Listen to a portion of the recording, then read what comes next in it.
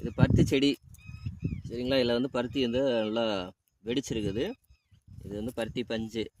இதை இப்படி பிடுங்கினோன்னா பஞ்சு நிறையா இருக்குங்களா, அதில் தூசி இல்லாமல் தனியாக பிரித்து எடுக்கணும். இந்த பஞ்சு நல்லா இப்படி எடுத்துக்கணும். எடுத்து இது வேஸ்ட்டு கீழே போட்டணும். இந்த இது பாருங்கள், இது வந்து கொஞ்சம் லைட்டாக நோய் வந்துருக்குது. அதனால் பஞ்சு வந்து கொஞ்சம் சூத்தையாக இருக்கும். சூத்தையானா கலர் மாறி இருக்கும். ஸோ பருத்தி சுத்தமான பருத்தினா பியூர் ஒயிட்டாக இருக்கணும். இந்த பருத்தி பஞ்சு பார்த்திங்கன்னா மஞ்சள் கலரில் லைட்டாக ப்ரௌன் கலரில் சேஞ்ச் ஆகிருக்கு இல்லையா. ஸோ இதை பிரித்து எடுப்பாங்க. பிரித்து எடுக்கிறதுக்கு தனியாக ப்ராசஸ்ஸு. நம்ம விவசாயினால் நம்மளால் பிரித்து எடுக்க முடியாது. நம்ம பஞ்சை மட்டும் தான் அப்படியே கொடுப்போம். வியாபாரிங்களில் வாங்குறாங்க இல்லைங்களா, ஹோல்சேல், இது வாங்கி என்ன பண்ணுவாங்கன்னா சுத்தமான பஞ்சு அப்படின்னு சொல்லி பிரித்து எடுப்பாங்க. இது பார்த்திங்கன்னா இன்னும் கலர் வந்து கம்மியாக இருக்குது பார்த்திங்களா, வெள்ளை கலராக இருக்குது, கம்மியாக இருக்குது. அப்போ நம்ம பிரித்து எடுக்கும்போது செடியிலேருந்து பிடுங்கும்போது நம்ம தனித்தனியாக பிரித்து எடுக்கணுங்க. இப்படி பார்த்திங்கன்னா பஞ்சை மட்டும் இப்படி தனியாக எடுக்கிறீங்களே, எடுத்து பார்த்திங்கன்னா பியூர் ஒயிட்டாக மாறிடுச்சு. இதெல்லாம் சுத்தியான பருத்தி. நம்ம ஒன்றாவது விவசாயம் வந்து ஒன்றா தான் எடுப்போம்.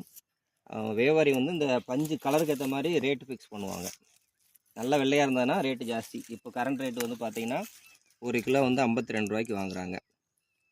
1 கிலோ 52 நல்லா பியூர் ஒயிட்டாக இருந்துச்சுன்னா 65 ரூபா பக்கம் போவாங்க. இது கொஞ்சம் கலர் விவசாயம் எடுக்கிறதுனால நம்ம பிரிக்க மாட்டோம், அப்படியே அந்த பருத்தி எடுத்து கொடுக்குறதுனால. இப்போ கரண்ட் மார்க்கெட்டு 1 கிலோ பருத்தி வந்து பார்த்திங்கன்னா காட்டன் 52 ரூபா வாங்குகிறாங்க. நம்ம எடுத்துகிட்டு போய் கடையில் கொடுக்கணும். கொடுத்தோன்னா வாங்கி வியாபாரிக்கு வாங்குவாங்க. சம்டைம் பருத்தி நிறையா இருந்தால் நம்ம வீட்டுக்கே வந்து வாங்கிப்பாங்க. டோர் பிக்கப் சொல்லுவாங்க இல்லைங்களா, அந்த மாதிரி வீட்டில் வந்து வாங்கிப்பாங்க. இதுதான் பஞ்சுங்க. இதை எடுத்துகிட்டு போய் மில்லுக்கு அனுப்பிச்சி இந்த கலருக்கு ஏற்ற மாதிரி தரம் பிரிச்சுப்பாங்க. பிரித்து எக்ஸ்போர்ட்டுக்கு அனுப்புவாங்க. பஞ்சு அனுப்புவாங்க. இது நம்மளாம் குறு விவசாயம்னு சொல்லுவாங்க.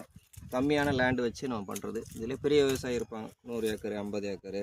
அப்படி நம்மளாம் குறு விவசாயம்னா ஒரு 5 ஏக்கர் வச்சுருப்போம். 5 ஏக்கரில் நம்ம வந்து பருத்தியை வந்து சாகுபடி பண்ணியிருப்போம். சரிங்களா. இந்த பருத்திலாம் பாருங்கள் ஃபுல்லாக நோய் வந்துச்சு. நோய் வந்ததுனால கலர் ஃபுல்லாக மாறிடுச்சு பாருங்கள்.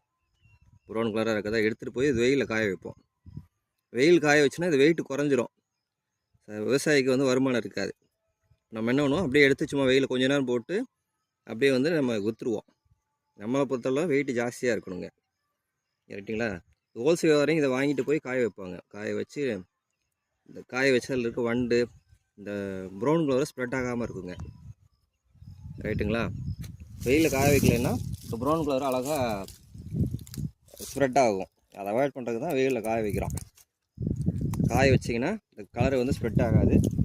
வெயில் சன்ரைஸ் பட நல்லா கலராக போகுங்க, வெள்ளை கலராக மாறுங்க.